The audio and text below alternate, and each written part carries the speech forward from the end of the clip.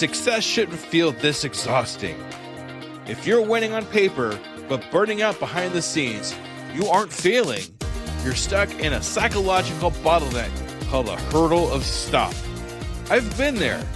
On the outside, things look great, but I was secretly burning out, convinced I was just lucky, and waiting to be exposed as a fraud. I realized I didn't have a business problem. I had a mindset block. Whether it's imposter syndrome, perfectionism, or fear or failure, these aren't just feelings. They are growth bottlenecks. Identify your specific hurdle and get one immediate action step to regain your momentum today. Go to tuepodcast.net/quiz. That's tuepodcast.net/quiz to take the 3-minute assessment and get your report now. This is an Undiscovered Legacy production. Are you ready to unlock your entrepreneur potential? Are you ready to break free from all the barriers holding you back? Then you've come to the right place. Welcome to the Undiscovered Entrepreneur, your first step in getting across the start line. I'm your host and guide, Scoop, and I'm here with one mission: to help you overcome the obstacles standing between you and the start of your adventure. Whether you're dreaming of launching a startup, creating the next big app, or turning your passion into a thriving business, this podcast is your launch pad. Together we'll navigate the challenges, overcome hidden boundaries that stop us from starting, and learn how to overcome them with the help of others, experience them right along with you. So are you ready to take that crucial step to transform from aspiring to inspiring? Then let's get across that start line together, right here, right now, on the Undiscovered Entrepreneur.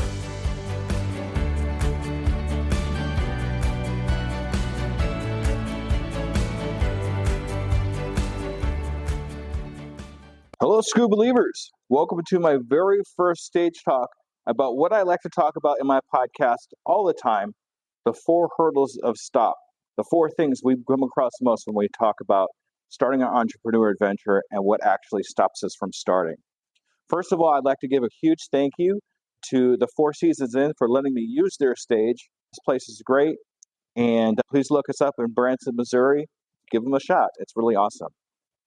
All right, so I'm just going to go ahead and get started here, and I'd like to know if you've ever couldn't wait to get it perfect. You couldn't ship it out until it's 100% perfect. Or you told yourself, it's not the right time because of blank. Just insert whatever excuse here. I want you to put a fire emoji inside the chat. And then also, if you feel like you're not worthy of what you're doing, or you feel like, I don't know, you just, what am I doing here? That kind of thing. Put a thumbs up in the emoji if you're feeling these feelings. If you never feel like you could even get started, if you can't even feel like you can get across the start line in your entrepreneur adventure, put a 100% sign in the chat right now. I want to see who you are and the kind of hurdles that you've come across. If you've felt any of these things, then I want to say congratulations to you, because you are showing the signs of an entrepreneur and starting your entrepreneur journey. Now, I can hear you now. What are you talking about? If I'm feeling these feelings, why does this feel like I'm not actually getting started? If I'm feeling these feelings, what does that even mean? What that actually means is you're feeling the feelings of an entrepreneur, because we all as entrepreneurs feel these emotions, feel these hurdles that stop us from getting across the start line. So let's all kind of think about that as we go along in our entrepreneur adventure. Let's take these positive things, these negative things, and turn them into positive things, because these are the things that are going to get us across the start line in our entrepreneurial adventure, as long as we can recognize these things. So in this talk, I'm actually going to go into detail about these hurdles of your entrepreneur adventure, these hurdles that are stopping you from getting us across the start line. And I'm going to talk about 3 of them, and then the 4th one at the end, because the 4th one's going to be the most important one. So the first one we're going to talk about today is imposter syndrome. So Meryl Streep said, You think to yourself, why would anyone want to see me in a movie? I don't even know how to act anyway. So who am I to do this? And even Michelle Obama said, I still have a bit of imposter syndrome, that feeling that everybody's looking to me, but what do I know? Even the most important people that we come across on our day-to-day basis will all have some sort of imposter syndrome or the feelings of imposter syndrome. So what we're going to do here is go over a few of the things. There's the obvious ones obvious hurdles, obvious feelings that we have that we know that are imposter syndrome. But there are a couple of them out there that we're not exactly sure if this is imposter syndrome, what even these feelings are. So I'm going to kind of go over the ones that aren't exactly 100% obvious to us that they're imposter syndrome. So one of the main ones that I like to talk about is crediting your luck to something else. I was just lucky, I guess. Or I was just at the right place at the right time, not giving ourselves the credit for the work that we've done to get to where we are in our entrepreneurial adventure. We got to give ourselves the credit. It's not talking ourselves up or, bragging or anything like that. It's giving ourselves the credit that we deserve for the hard work that we do in our entrepreneurial adventure. The other one I like to talk about is overworking ourselves, where we just work just to meet the expectations we have for ourselves. We got to do this hard work now so we can prove to ourselves that we are who we say we are. But the problem with that is it leads to overwork to meet those expectations, eventually leads to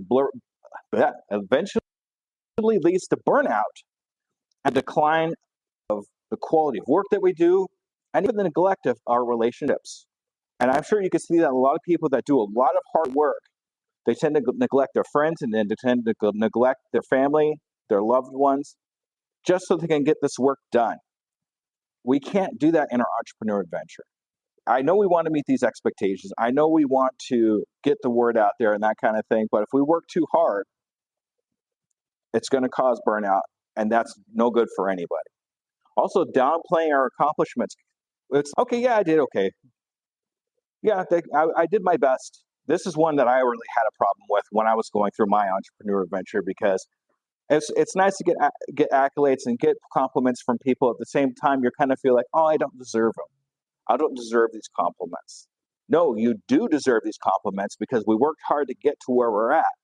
So always keep it in mind too. Don't downplay your accomplishments. Be proud of your accomplishments. Be proud of what you do in your entrepreneurial venture, whether it be something online or something physical. Don't minimize your accomplishments. And then some of the obvious ones, who am I? Who am I to do this? That's one of my biggest ones too.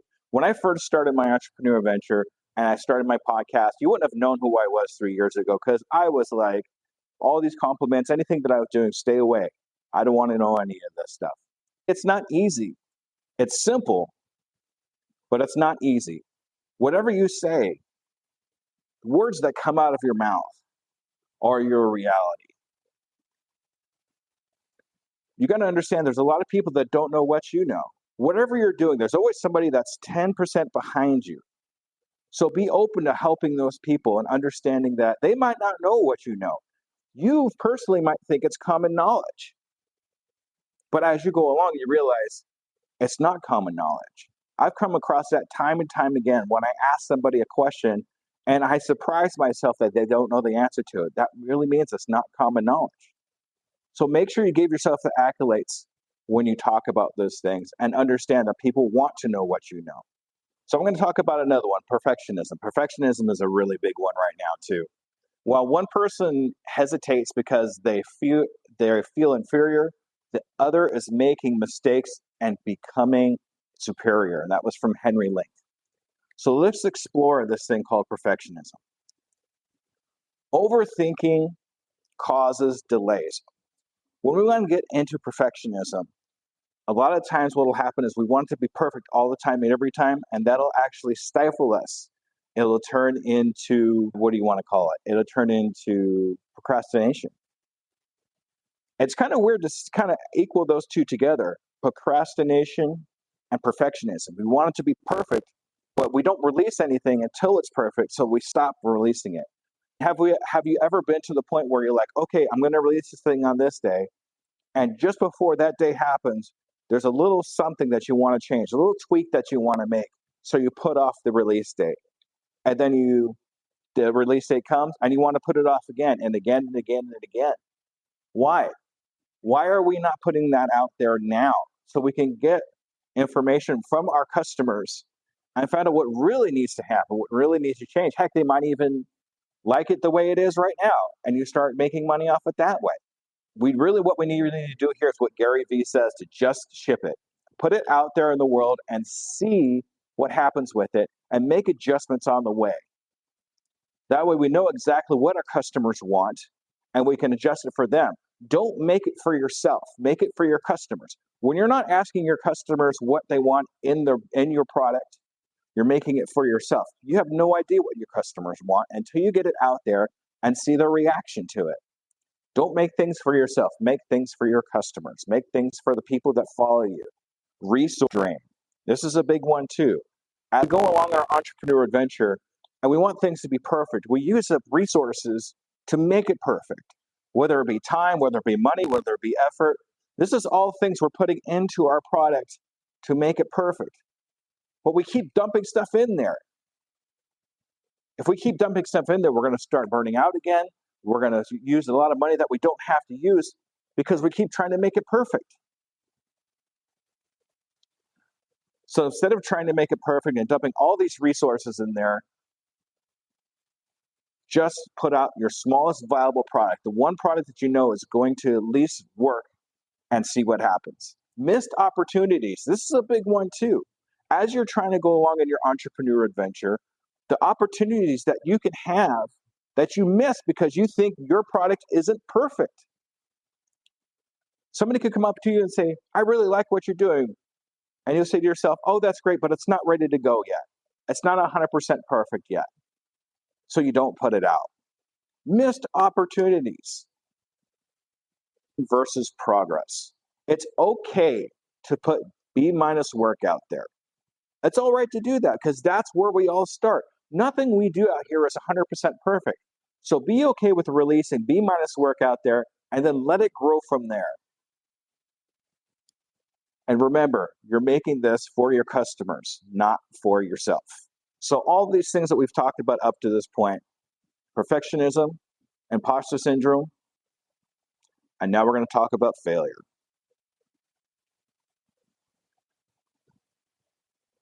Failure is a big thing because all our lives as we grow up as kids, especially from my generation, we talk about how failure is horrible, how failure is bad.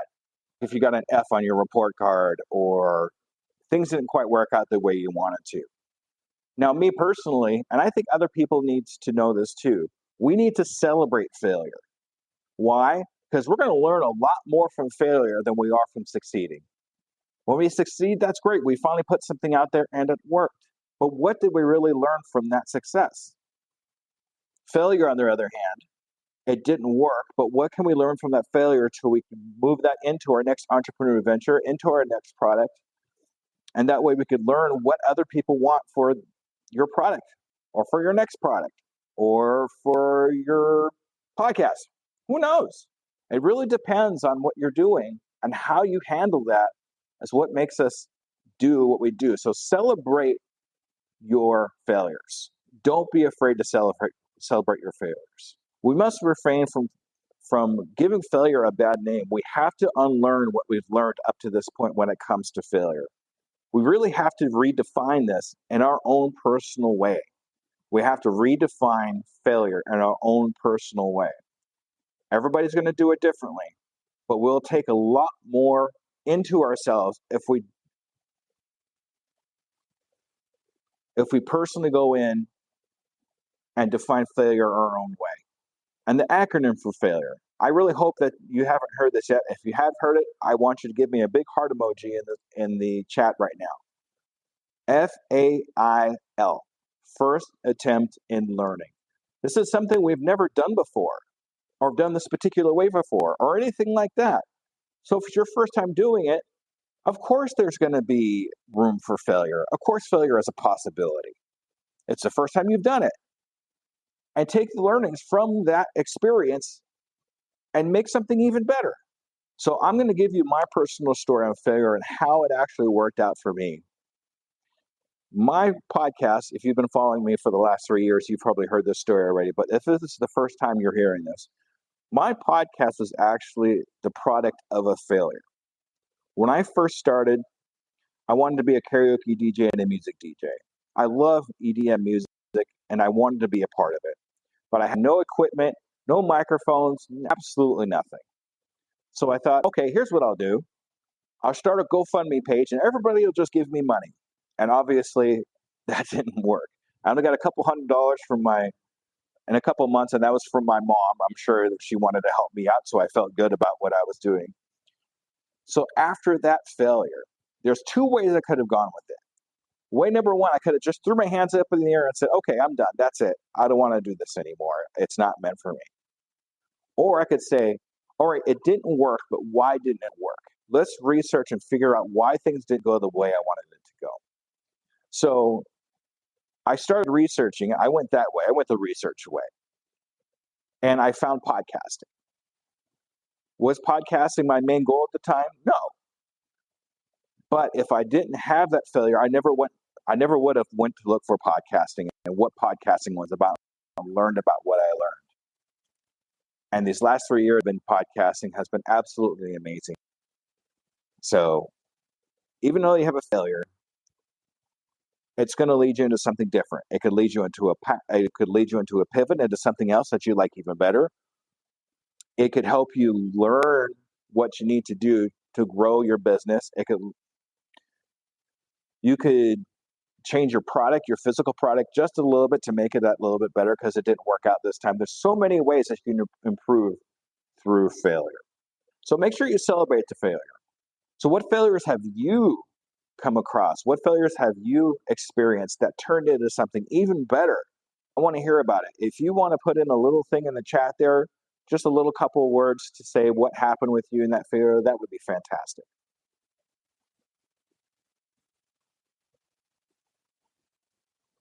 And always remember that acronym, FAIL, first attempt in learning.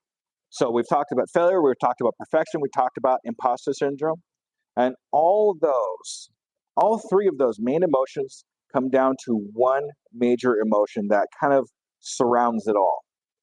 And that's fear. And that's the fourth hurdle that we're going to talk about that I was kind of explaining a little bit earlier. One of the main fears that I've come across when I was interviewing new entrepreneurs that are just getting started, when it comes to fear of what others think of you. I don't want to do this because I'm afraid that somebody else thinks it's going to be stupid. I'm going to not do this because I'm afraid that somebody will troll me somewhere or something like that. It's really hard to say, but fear of what other people think of you is horrible. It's hard to get over sometimes, especially with people that love people and they want to be on the positive side. They always want to be on the good side. They don't want anybody mad at them. So that they don't progress, they don't move on, they don't do what they need to do. Don't be afraid of what other people think. Do not be afraid of what other people think. Instead, listen to them if they have constructive criticism, if you want to do that, but don't listen to them if it's like they just want to fluff it off. It could be hurtful, and you have to prepare yourself mentally for that for sure. But if we can get over worrying about what other people think of you, you're going to progress a lot faster, and you're going to attract more positivity to yourself, to the point where you might not even have to worry about that because everybody around you is positive about what you're trying to accomplish.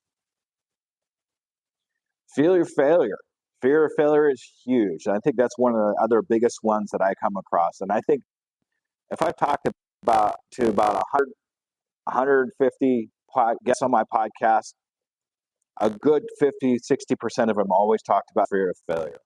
If we can get over the fear of failure, a lot of what we do will happen. We can't be afraid of failure, because if we don't move on from that, we'll never see what's going to be on the other side of that fear of failure. There's a good chance we'll regret not taking that step over fear. to see what's on the other side of fear. So do not be afraid of fear, I guess you can say. If you want to get over fear, here's a good way to do it. I like my acronyms. What can I say? But here is a good acronym for fear. FEAR, false evidence appearing real.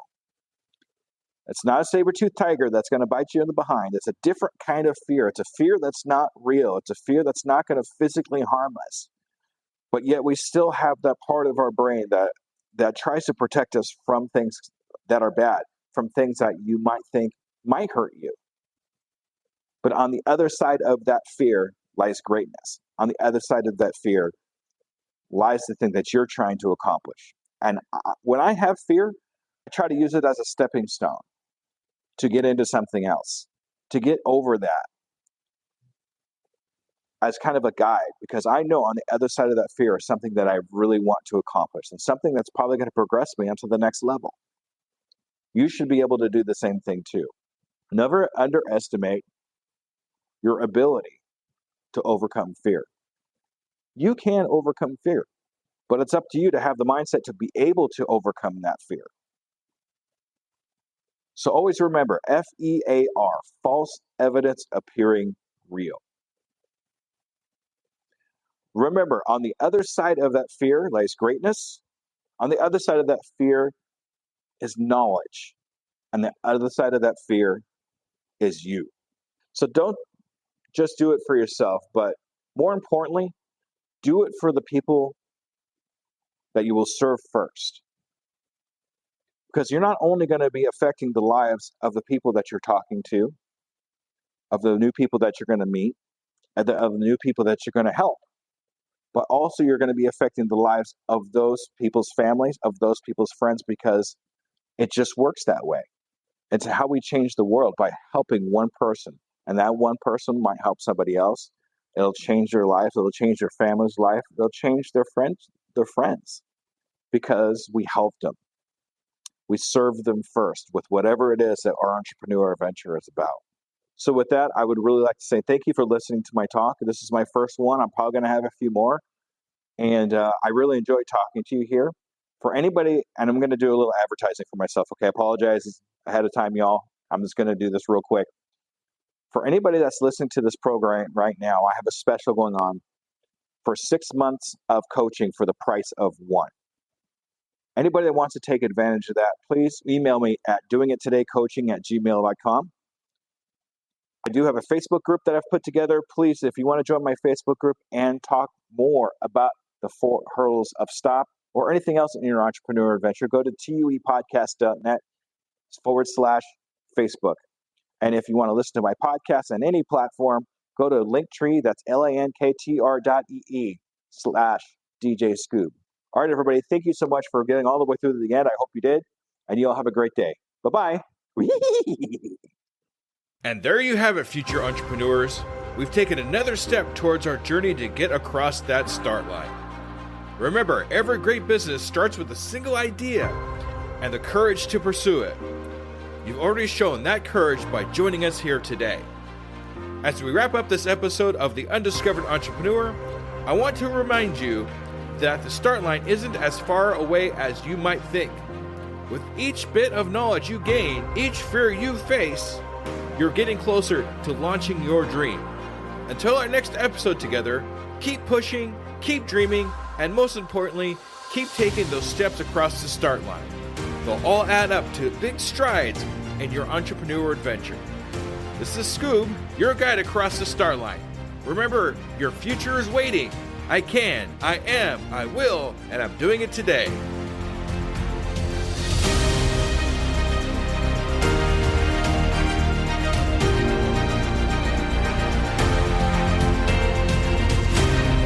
Hello, Scoob believers. Let me ask you a real quick question. How many cups of coffee have you had today? 3, 5, 7? And let me guess, you've got a Red Bull in the other hand just in case, right? Yeah, I see you. Now, here's the truth bomb nobody wants to hear. You're not building a business. You're building a caffeine dependency. Listen, I get it. When you're grinding 12, 14, 16-hour days, you're building something from nothing when you've got payroll to meet, investors to impress, and visions that won't wait. You need fuel. But what if I told you that the fuel that you're using is actually slowing you down? What if the very thing that you think is keeping you sharp is actually making you dull? Enter Rise Coffee. This isn't your grandma's mushroom tea. This isn't some hippie wellness trend. This is science meets performance. And here's what makes Rise different. Less than half the caffeine of a regular cup of coffee. But here's the kicker. You won't miss it. 6 organic powerhouse mushrooms, including cordyceps, what Olympic athletes use, and lion's mane, what Silicon Valley biohackers swear by. Sustained energy that doesn't spike and crash. We're talking smooth, clean power from morning to moonlight. Crystal clear focus without the jitters. Imagine closing the deal with calm, confident mind instead of the caffeine chaos. Gut health and immune support, because what's the point of building an empire if you're too sick to enjoy it? So here's the challenge to you. Stop borrowing energy from tomorrow. Stop running on fumes and call it a hustle. Stop wearing your caffeine addiction like a badge of honor. Real entrepreneurs optimize, real entrepreneurs adapt, real entrepreneurs win.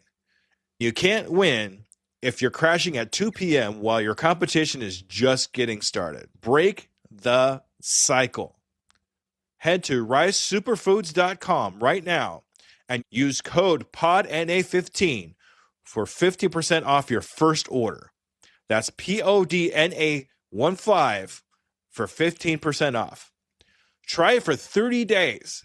If you don't feel the difference, if you don't feel sharper, calmer, more focused, more alive, then go back to your 6-a-day cup habit. But I'm telling you, we won't, because once you feel what real energy feels like, you'll never go back. Ditch the addiction, fuel your empire, and rise up. Rise Coffee, energy that builds, not burns.